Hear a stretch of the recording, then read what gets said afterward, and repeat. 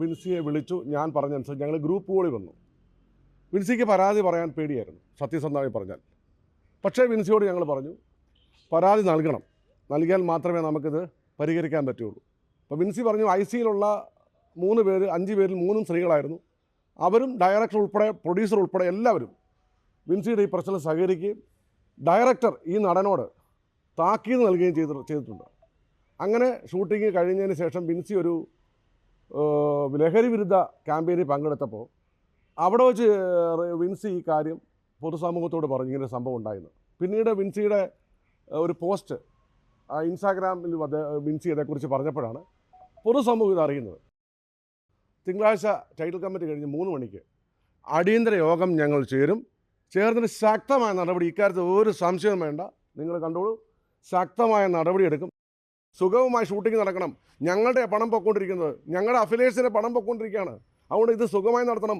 ഉപ്പ് നിന്ന് വെള്ളം കുടിക്കണം. ഇങ്ങനെ ലഹരി ഉപയോഗിക്കുന്നവർ അവരുടെ സ്വകാര്യതകളിലേക്ക് ഞങ്ങൾ കടന്നു പോകുന്നില്ല. പക്ഷേ ഞങ്ങൾക്ക് ശല്യമാണ്, ഇത് പൊതുശല്യമാണ്. ഷൈൻ ടോം ചാക്കോ എന്ന് പറയുന്ന ആളെയൊക്കെ എന്നെ ഇതുപോലെ തന്നെ ഈ നമ്മൾ സഹകരിക്കാതിരിക്കേണ്ടവരായിരുന്നു. ഇനി ഇത് വെച്ച് പുറപ്പിക്കാൻ പറ്റില്ല.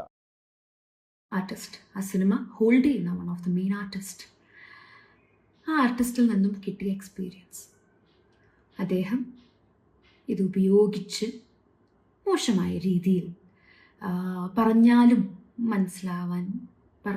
മനസ്സിലാവാത്ത രീതിയിൽ പെരുമാറിയപ്പോൾ എന്നോടും എൻ്റെ സഹപ്രവർത്തകയോടും, അതായത് മോശമെന്ന് പറയുമ്പോൾ ഇറ്റ്സ് ലൈക്ക്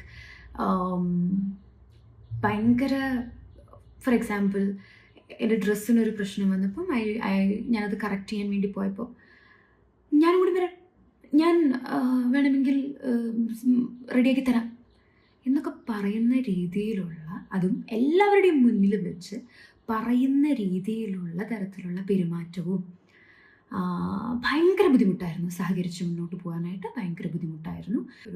എല്ലാവരും എനിക്ക് ഭയങ്കര അൺകംഫർട്ടബിൾ ആകുമ്പോൾ എല്ലാവരും പ്ലീസ് പ്ലീസ് പ്ലീസ് എന്ന് പറഞ്ഞിട്ട് എന്നെ കംഫർട്ട് ആക്കിയത് കൊണ്ട് മാത്രമാണ് ഞാൻ അതിൻ്റെ മുന്നോട്ട് പോയത്. ആൻഡ് എനിക്ക് വളരെ ഫ്യൂ ഡേയ്സും കൂടിയാണ് അതിലുണ്ടായിട്ടുള്ളൂ.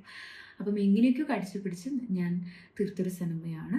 And it's A good movie, but the experience from that particular person എനിക്ക് ഓക്കെ ആയില്ല. അവരെ പോലെയുള്ളവർക്ക് സിനിമകളുണ്ട്, ഇപ്പോഴും അവരെ വെച്ച് സിനിമ ചെയ്യാൻ ആൾക്കാരുണ്ട്. Why that's happening? Because there are people to support their behavior.